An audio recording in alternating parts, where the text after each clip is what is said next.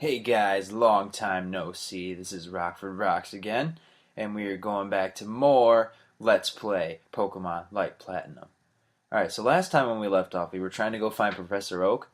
And to do that, we're going to have to train up Eric a little bit here until he can learn Ember at least. So that's going to be 2 levels from now, because I'll show you why in a minute. Alright, so a key part of this game, if you don't want to die very early on, is to realize that your starter has a Moo Moo Milk. If you can take that off of him, you're golden.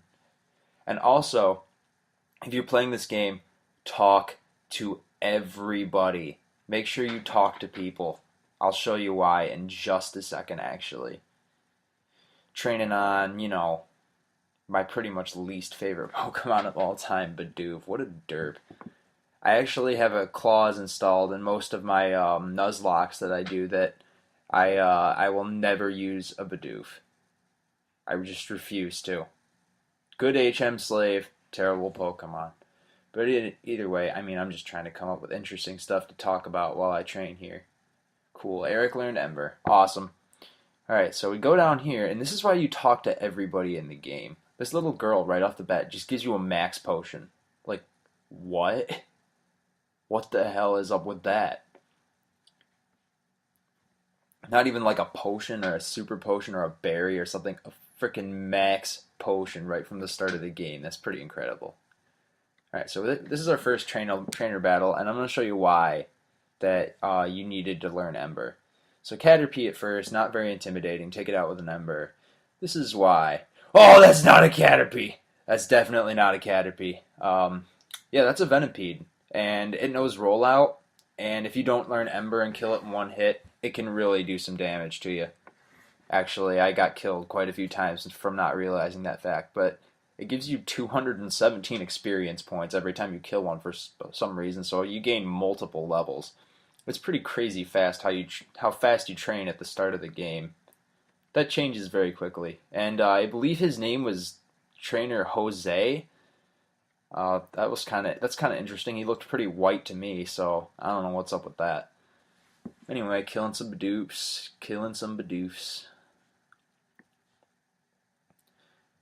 This guy's name's Youngster Juan. Like, where are we? Are we in Jari or are we in like Costa Rica or something? I don't know. And that was terrible. But anyway, trainers, once you learn Ember, like the beginning of the game is just pretty much a pushover. Like everything is pretty much a one-hit kill, and well, never mind. I'm paralyzed. That's not good. But we still made it through there, and experience can only be gained with time. I think I'm going to train more. It's like nobody in this game has anything negative to say, and I mean it's Pokemon, but like they're not even sad they lose. They're just like, oh, I can learn from this experience. It's like, I'd be a little disappointed if I lost a Pokemon battle, especially if I was a little kid. You know. And here I didn't realize that I don't have, I'm not faster than the other Pokemon because I'm paralyzed, so I eventually just start running from stuff because I don't want to take damage from being stupid. And then this guy's name is Matt. So we've got Jose, Juan, and Matt. Okay, that's cool with me. So we kill some more Venipedes, and we're going to get up to a pretty high level for the first part of the game here. I mean, this is the first route, and we're already at level 13, about to be level 14 right here. So it's like, really? That's a lot of experience points for just this point in the game. I mean, usually when I play Pokemon, I always level up to at least level 10 on the first route just to, just to get myself ahead of the game a little bit. But this is ridiculous. You don't even have to try, and Eric is almost to the point of being evolved already, so it's like, actually, I think that's kind of cool. Alright, instance number 2, why you talk to everybody. That guy just gave me an Ultra Ball.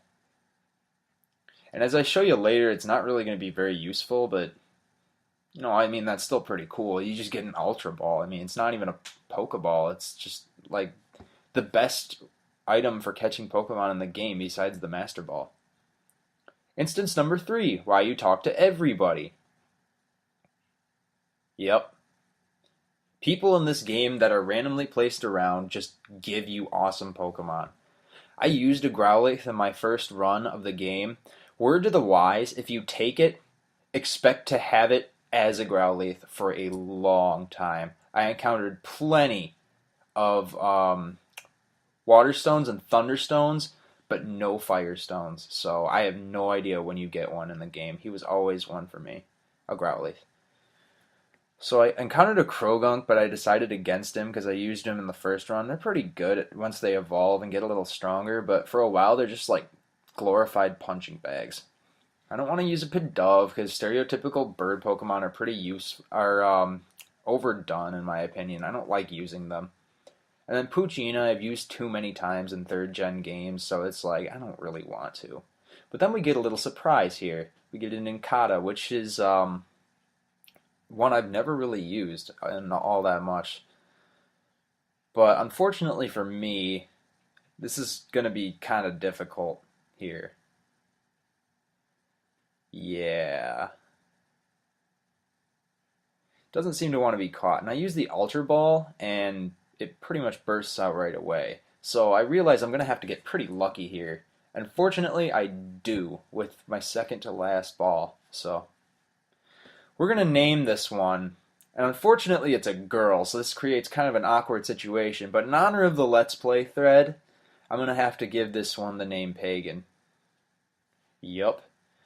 I'm going to be naming all my Pokemon after you guys, because I love you, and yeah. So there you go, Pagan. You're an Incada, so a girl Incada. Fuck you. No, I'm just kidding. But, so we're going to have to do some switch training, because she, gonna have to get that through my head. She is pretty weak at the moment, so I'm just gonna have to switch in and out, and, you know, the old Abra method. You'd catch an Abra, and the only thing it knew was teleport, so it's like, I can't do anything, so I gotta switch it out and get it some experience points, I guess. I realize I'm not being very funny in this episode, which kind of makes me sad, but there's not a lot of dialogue to like go off of like there was in the first one with all the story. Now there's just a lot of killing Bidoofs, which I mean is pretty funny in its own right, but at least for me. But I mean, there's nobody in this game says anything interesting. It's all like, "Oh, I'm going to take this loss and use it to better myself as a Pokemon trainer." Yeah. It's not. There's no disappointment. It's like everything's so happy. It just makes me sick. It's like this game was. I think the guy who made this game lives in like Brazil, and I mean, I guess it's kind of a sunny place and happy in Brazil. I don't know. I've never been there, but I don't know. I would imagine if you lived there, you'd be pretty happy a lot of the time, and it's great weather and stuff. And I mean, if this game was made, it's almost like this game was made in Japan because you notice like all the games that come out of Japan are like way, way too happy all the time. Like little cute girls bouncing around, and you know that sounded weird, but okay, I think I should quit while I'm ahead here, so I'm just gonna stop talking and just narrate what's actually going on in the game instead of just rambling. Alright, he's got Stunkies, and they're pretty tough defensively. Pagan could actually probably take them because he's got a bug type move, and they're weak to that. Actually, no, they do have a poison subtype, so it'd just do normal damage, and it really wouldn't be that effective. So I actually made the right decision here, and you know what? I didn't even know it at the time. Look at that. Look at that! But anyway, Pagan's getting up there pretty quick, and actually, Eric's just about ready to evolve here. Funny thing about Eric, because I actually didn't name him after Eric Lenscher. If that's not how you pronounce your name, I'm really sorry. That's how I've always thought it was pronounced. But anyway, I just named it Eric because I like the sound of the name. I don't know, maybe I was reading the thread and the post got stuck in my head, and the name stuck for some reason. But you know, whatever. So I guess the theme now is to name them all after Ujirs, which I'm okay with. And this, Pachirisu, whatever, used Bide, which kind of scared me and made me want to shit my pants a little bit because Bide is a really tricky move to figure out.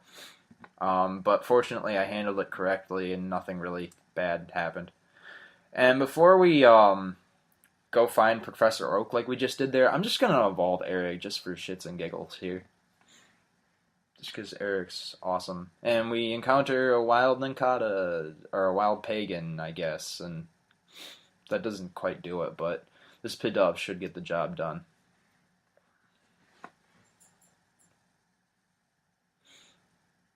Yup. Cool. Okay,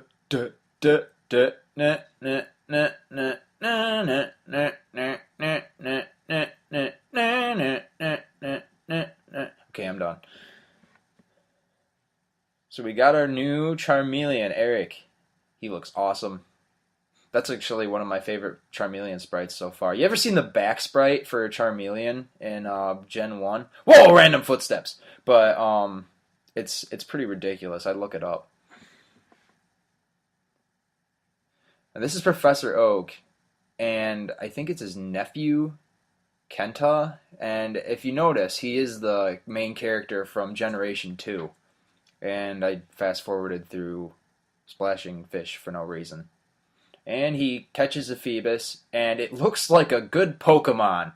Well, I'm about to prove you very wrong here. More random footsteps! But I'm about to prove him very wrong here. Phoebus is one of the worst Pokemon in the game, besides, like, Bidoof and Magikarp and all those. And yeah, I take it out with one scratch. And I don't know why Professor Oak needed me to save him from that. Couldn't he just, like, I don't know, kicked it into the water or something? I don't know. It's just a fish.